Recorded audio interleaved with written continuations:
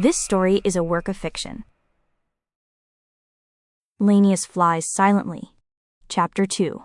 Sunday, April 11th, 2021, 12 p.m. K University Student Cafeteria.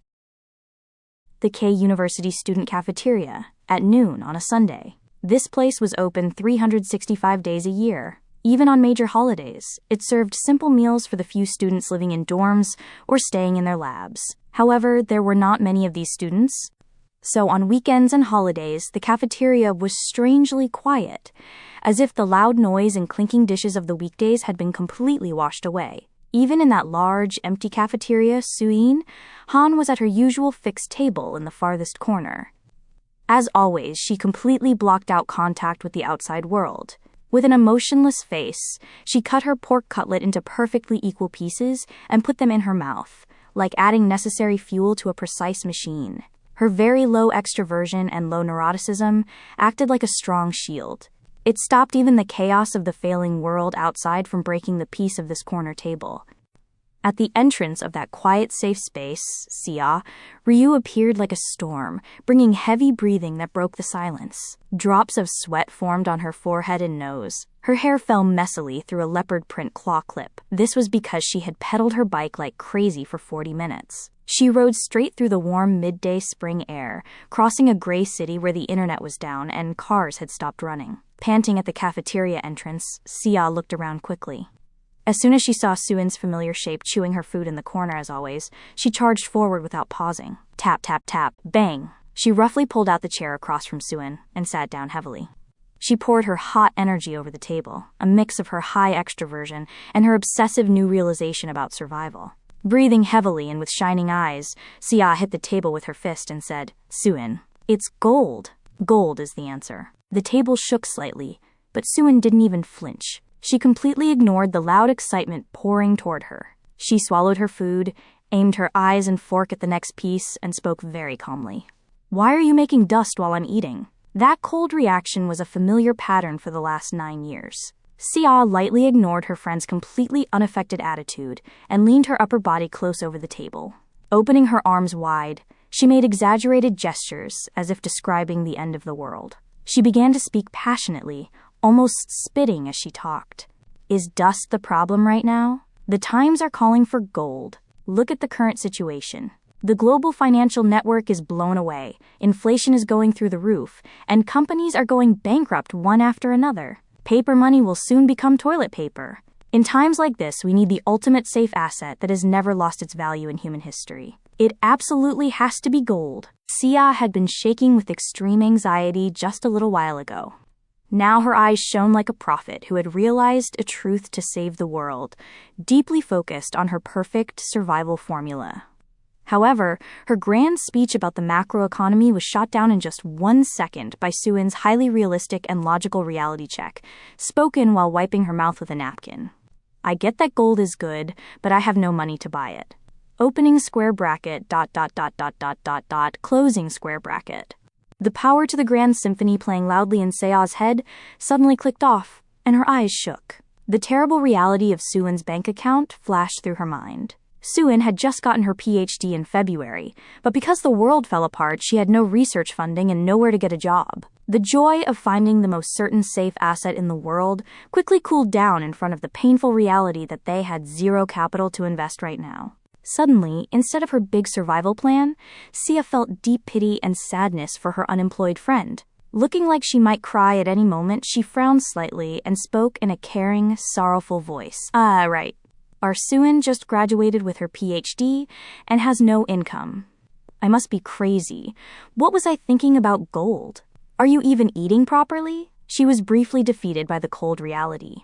Instead, her high agreeableness and neuroticism kicked in. Her mood switched to deep worry for her friend, who was quietly emptying her tray right in front of her. Suin cut her pork cutlet evenly with her knife and fork and spoke in a flat voice. "It makes no sense to ask someone who is eating right in front of you if they are eating properly." Suin had ruthlessly shot down the touching moment of pity in 1 second by pointing out the logical error. Sia rested her chin on her hand and looked at Suin with sad eyes. Looking a bit embarrassed, she pouted her lips but answered warmly, "I'm just saying that because I'm seeing you at lunch today.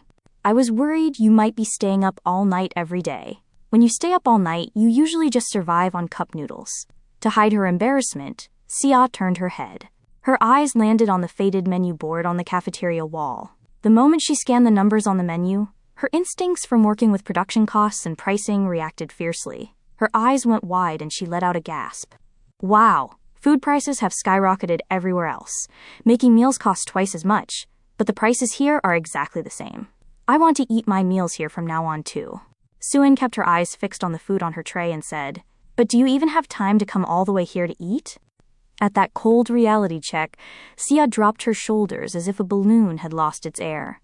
Her heart felt heavily crushed by the miserable reality that her once proud large company ID badge had become as useless as scrap paper. She leaned her upper body heavily onto the table and made a crying sound. Sniff. I can't come here during my short lunch break at work. If our lunch breaks were 2 or 3 hours long like in some European countries, I would definitely come here to eat. Come to think of it, the food prices at my company cafeteria also doubled compared to last month. They said they are raising it even more starting next month because the company subsidy is completely gone. As the suffocating complaints of the office worker began to quiet down, Suin, who had finished her food, lightly wiped her mouth with a napkin. With a calm tone, as if she were simply saying, "The weather is clear today," she dropped a bombshell. "Sungwoon Electronics is washed up now. Oh, that reminds me. I just got a scouting offer from Raptor Dynamics." Zip! Suddenly, as if a strong electric current ran up her spine, Sia sat up perfectly straight. Her highly extroverted energy, which had been deeply depressed, ignited brighter than the flash of a scarab explosion. Her pupils grew huge. Really? Isn't that a company under the Cobalt Group? The one everyone says is completely immune to the recession, even while the rest of the world is falling apart? Suin lifted her water cup to wet her throat and spoke calmly. Yeah. It's the company in the Cobalt Group that makes aerial drones. Sia's face bloomed with overwhelming joy and excitement, as if it were her own success. Clasping her hands together like she was praying, her eyes sparkled. Her energy, which allowed her to connect deeply with the joy of others, warmly heated the air in the corner of the cafeteria. Wow! Is our Suin finally going to fully bloom her genius talents at a massive corporation like Cobalt? Man, this is really something we need to celebrate. I'm buying you lunch today. No, I'm buying coffee. However, unlike Sia, who was as happy as if she owned the world, Suin didn't show any joy or expectation on her face. Instead, her eyebrows drew together very slightly, about a millimeter. Holding her cup in one hand and staring into the empty air, she muttered in a cool, quiet voice. "But I don't have a good feeling about it." Suin quietly put down the cup she was holding. Still using a cool and dry voice, she shared the contents of the email she had checked. "I got an email this morning from the intelligence division at Raptor Dynamics, telling me to come in for an interview right away. But they said the job details are classified. They will only tell me on the day of the interview, on site." Hearing that unfamiliar department name, Sia leaned her upper body toward the table again. At her current job, she only lived among factory production lines and cost calculations. So the department name of a giant defense contractor sounded a bit strange to her. Her strong curiosity kicked in, and she blinked her eyes. Intelligence. Is that a place that does stuff like artificial intelligence? Suin stared right at Sia with a steady gaze. Using cold reason and logic, she began to break down the true meaning of the word. No, rather than artificial intelligence. Usually, when they say intelligence, it traditionally means the whole process of getting and analyzing information through spying or surveillance. If a drone company is turning that into a business, it mostly means making, selling, and managing drones used for spying or watching people. If it develops further, they might professionally run surveillance operations and sell the gathered data. At that point, it might have something to do with AI. Spying, surveillance, selling data. As soon as those cold, creepy words dropped, Sia rubbed her arms and shivered. She frowned heavily, and her face noticeably stiffened. She had great empathy and a warm heart for others, but she also reacted extremely sensitively to even small dangers. Her instincts immediately rejected the negative image of those words. Ugh, spying? Surveillance? Doing things like secretly watching people and digging up their weaknesses? That really gives me the creeps. Suin, absolutely do not go to a department that does such shady work. Seeing Sia genuinely disgusted and worried for her friend, Suin picked up her water glass and took a sip before her dry throat cracked. In her mind, analyzing the, quote, true nature of the situation was more important than feeling moral disgust over the image of a word. She put the glass down and said, "Spying or surveillance isn't really the problem. The whole act of gathering and analyzing information to create a basis for any action can always be described that way depending on what is needed.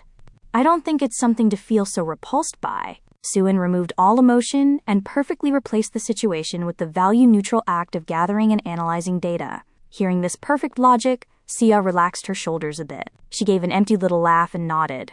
"It really is all about how you spin it, huh?" Soo-in's gaze moved past Sia and aimed slightly upward, as if looking toward an invisible orbit in space outside the window. A tiny bit of sharpness mixed into her dry voice. "But the strange feeling I have is this. For example, Cobalt must know that drones could be used to destroy the scarabs, which are a global problem right now, without any human casualties. Looking from the outside, if a subsidiary is doing defense business with drones at the scale of Cobalt, shouldn't they show at least enough spirit to try making attack drones?" The moment she heard those words, Sia's eyes flashed wide open. The clear and selfless logic that they could destroy scarabs without losing human lives set her boiling blood on fire.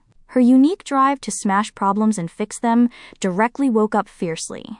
She clenched her fists, punched the air, and spoke with a flushed face. "Exactly. If they are at Cobalt's level, they should go boom and wipe out those scarabs." In the quiet corner of the cafeteria, Sia's energetic voice, heated by her new realization, rang out.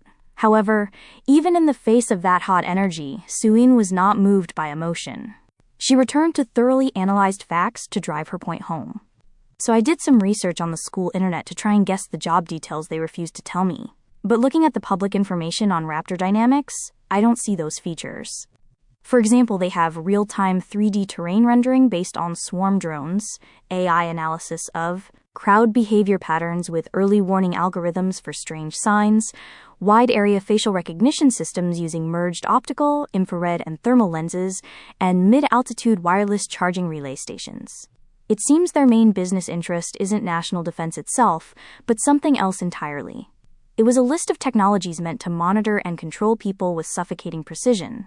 Listening to that chilling list, Sia rested her chin on her hand with a worried face, but she pouted her lips as if trying to comfort her friend. Still, they might be scouting you to dig into a new field this time, so you should at least go and see."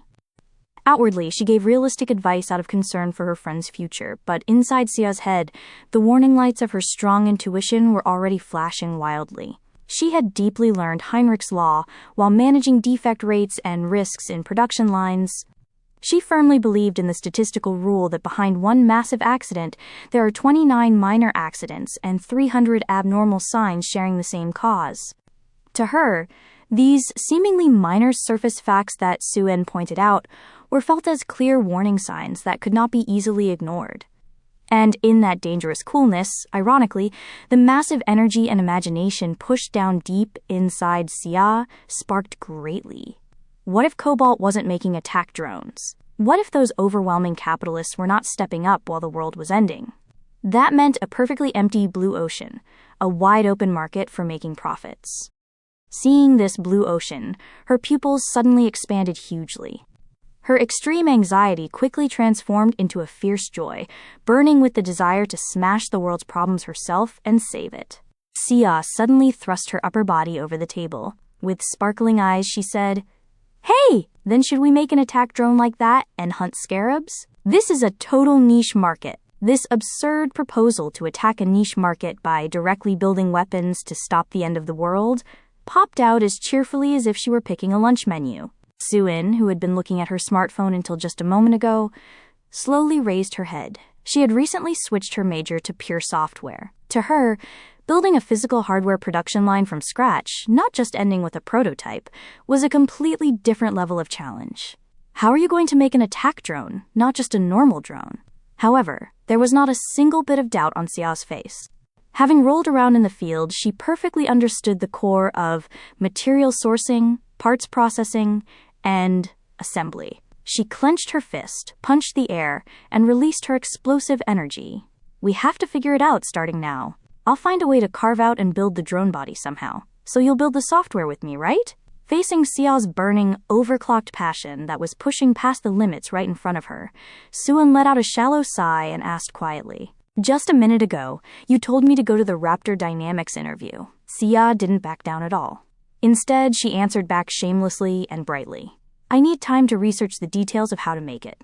If it works, it works, and if it doesn't, it doesn't. Let's go with a two-track approach for now. Faced with that reckless but blindingly unstoppable drive, the warm heart hidden deep inside Suine ultimately decided not to cut down her friend's crazy daydream right away. Instead, she quietly left room for a compromise.